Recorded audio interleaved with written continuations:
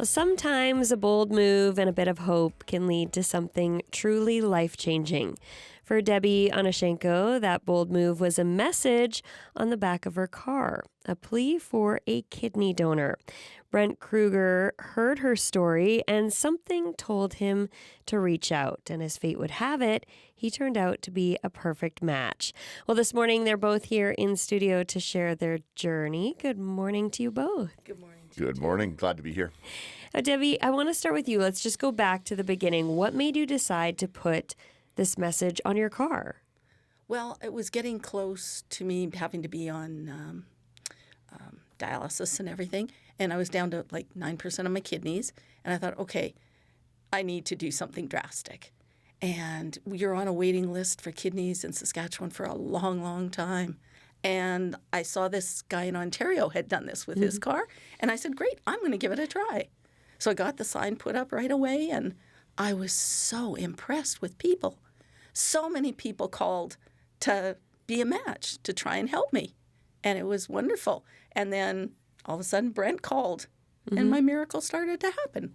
Brent, did you see Debbie's car? How did you hear about her story?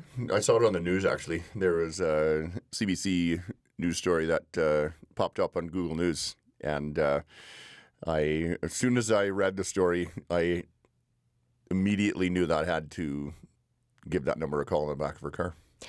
Why, though? What motivated you to, take the next step and get tested for a complete stranger? Well, it was... I donate blood and plasma often, but I know that donating plasma and donating blood is a lot different than donating an organ. But for me, it was just another part of that process of giving back to someone. Debbie, you actually received the call from Brent himself. Describe that moment. It was unbelievable.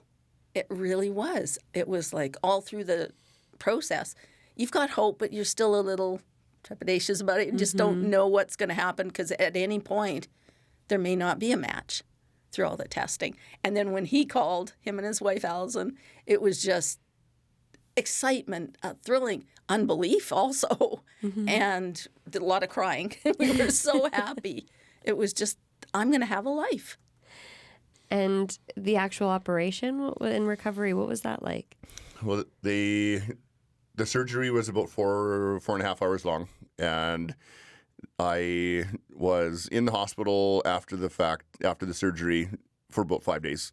And then I was off work for 5 weeks after that. And the first 2 weeks were obviously not comfortable. And as it's understandable with going through a surgery like that. But week 3 is when I started feeling normal again. And I didn't go back to work until week 5. I could have easily gone back at week 4, but I took it easy and started working from home at week 4. But worth it, though? 100%. Yeah. Would you do it again? If I had another kidney to donate, I would absolutely do it again. But you know how it is.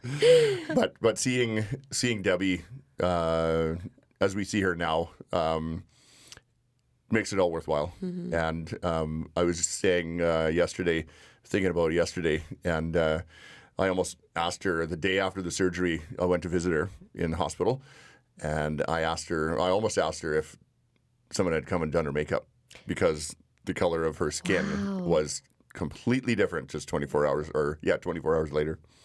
It's incredible. Debbie, how has life changed since? It's amazing. I was, before you're so sick that you don't realize how sick you are. It's just what you've become used to. And then after the surgery, it was like, wow, I feel good. And then the next day after that, I have more energy. And the next day after that, and like he said, my color felt better. I was, less puffy because of all of that. It felt like I was on the way to recovery and to a new life.